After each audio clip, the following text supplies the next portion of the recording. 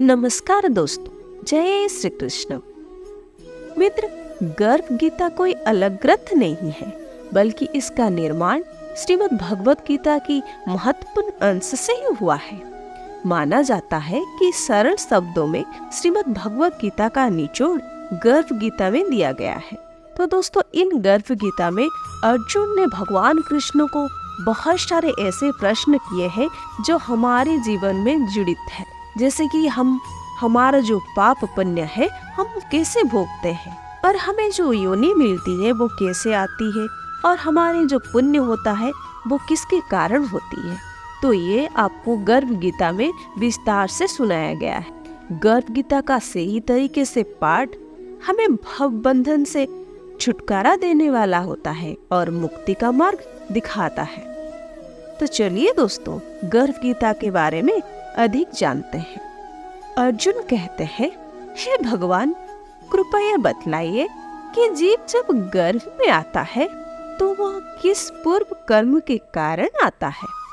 हे मधुसूदन, प्राणी जन्म के पूर्व गर्भावास का कष्ट भोगता है और जन्म लेते समय भी असहाय कष्ट पाता है। इसके उपरांत वह संसार में रहकर रोग पीड़ा भोगता है।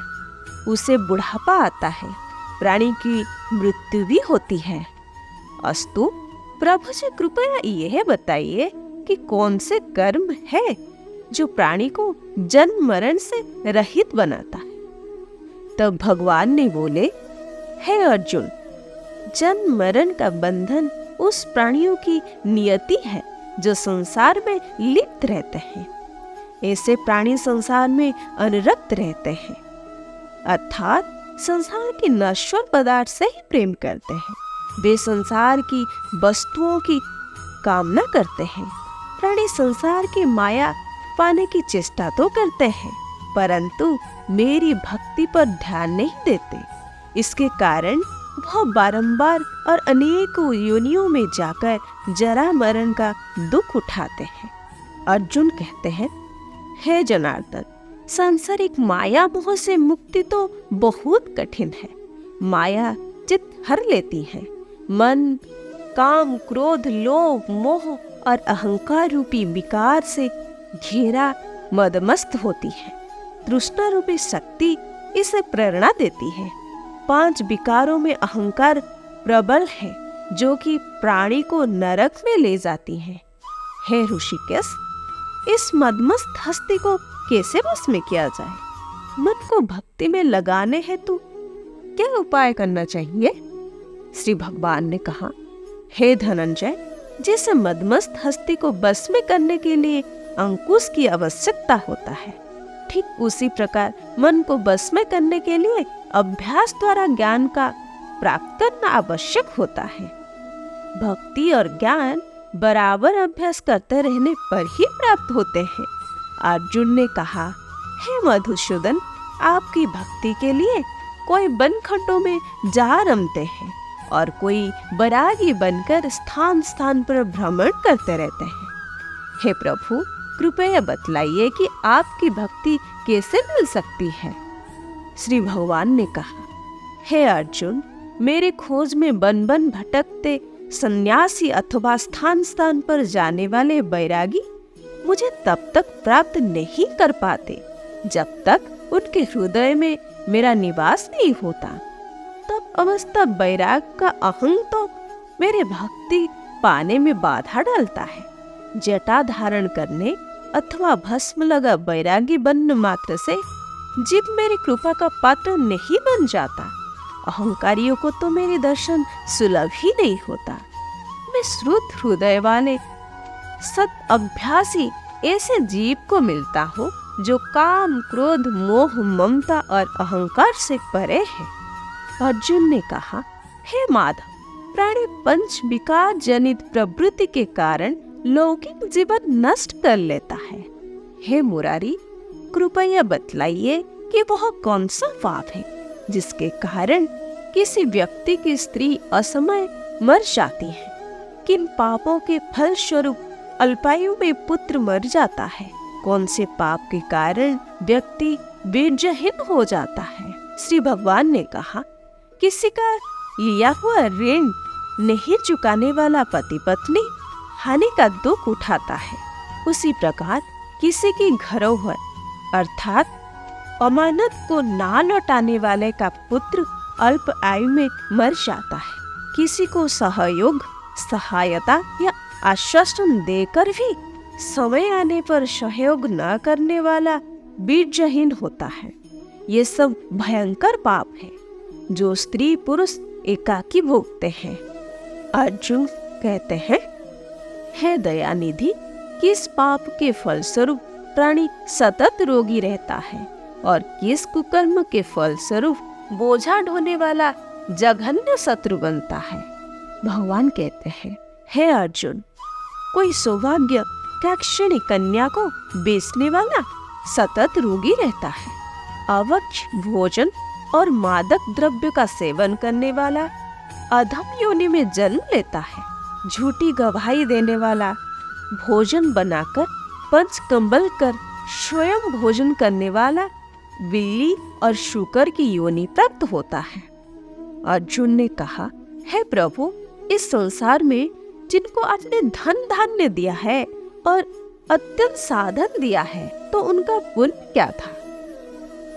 श्री भगवान ने कहा, उत्तम रीति से सुयोग्य पात्र को सोनादि दान करने वाला धन धान्य और वाहन आदि पाता है। सत्य सनातन वैदिक रीति से सुयोग्य वर को विधि पूर्वक कन्यादान करने वाला उत्तम मानव योनि का अधिकारी बनता है। अर्जुन ने पूछा, हे प्रभु, संसार में कोई तो सर्वांग सुंदर है और कोई कुरूप है, सो श्रेष्ठ स्वास्थ्य और स्वरूपवान शरीर किस पुण्य से मिलता है? श्री भगवान ने कहा, हे कौन्तेय, पुरुष का रूप स्वरूप नहीं गुण महत्वपूर्ण है, फिर भी आकर्षक देह संत देवताओं की सेवा एवं निरंतर ज्ञान की आकांक्षा के कल्प रूप मिलती है। अर्जुन ने कहा, हे दयानिधि, प्राणी धन और संसार की सुखों में मोह क्यों रखता है? भगवान ने कहा, हे महाबाहु, अगर मेरी कृपा से प्राणी वंचित हो जाता है तो धन दौलत और सांसारिक रूप आदि से प्रीति करने लगता है। यह सब नाशवान है। विवेकी साधक को इसे दूर रहना चाहिए। जो व्यक्ति सांसारिक व्योमों से मुक्त हो, काशी, हरिद्वार, अवंतिका, अयोध्या आदि पवित्र स्थल के दर्शन और मेरी निष्काम भक्ति करता है, वो राजा जैसे संपन्नता और ज्ञान प्राप्त करता है। इसी प्रकार विनम्र भाव से दान करने वाला अर्थात गुप्त दान करने वाला, कामना रहित होकर दूसरे की सेवा करने वाला सदा अपनी आवश्यकता अनुसार धन पाता है। उसकी काया निरोगी रहता है। अर्जुन ने कहा, हे प्रभु, प्राणी में रक्त विकार, खंड वायु, अंधा अथवा पंगुता का कारण क्या है? बताने की कृपा करें। भगवान ने कहा, हे धनंजय, मेरी भक्ति से परे माया लिप्त नशो नशो में रत रहने वाला क्रोधी, रक्त विकार, आलस्य में डूबे दरिद्र, शील स्वयं रहित खंड वायु जैसे रोग में ग्रस्त होते हैं। पतिव्रत धर्म का उल्लंघन करने वाली स्त्री और स्वयं रहित पति में पंगुता, धैर्यहीनता आदि आती है, ज्योतिहीनता आती है। अर्जुन ने कहा, हे जगत गुरु, कृपा करके गुरु दीक्षा के विषय में भी कुछ बताइए। श्री भगवान ने कहा, हे कौन्तेय, तुम धन्य हो और धन्य है तुम्हारी मात। तुम्हारा यह प्रश्न संसार के लिए कल्याणकारी है। हे पार्थ, संयमी और इंद्रियों को बस में करने वाला कोई सिद्ध पुरुष जो इस भक्ति और परोपकार में लगा हो, गुरु कृपा में धारण करे। अपने गुरु के मार्गदर्शन में मेरी आराधना कर व्यक्ति गुरु कृपा से मेरी भक्ति पाता है। ऐसे गुरु से विमुख प्राणी सप्तग्राम को मारने का पाप भुगता है। उसका मुख देखना भी पाप है। जैसे मदिरा भांड से सटा गंगाजल अशुद्ध हो जाता है, उसी प्रकार गुरुद्रोही गृहस्थ साधक की साधना निष्फल रहती है। ऐसा व्यक्ति कुकुर, सूकर, गंधर्व, काक आदि योनियों को पाता है, वह अजगर के समान आलस्य में डूबा तिरस्कार पाता है। अतः गुरु आज्ञा पालक, साधनशील, व्यसन रहित जीवन व्यतीत करना चाहिए। हे धनंजय, गुरु दीक्षा बिना साधक का उद्धार नहीं होता है। मेरी भक्ति की इच्छा करने वालों को गुरु धारण करना उत्तम है। जैसे नदियां में गंगा, व्रतों में एकादशी और जीवों में मनुष्यतम श्रेष्ठ है, उसी प्रकार साधक की सिद्धियां में गुरु कृपा श्रेष्ठ है। गुरु सेवा का फल अश्वमेध यज्ञ से भी अधिक फलदायी है। इति श्री गर्भ गीता संपूर्णम। जय श्री कृष्ण।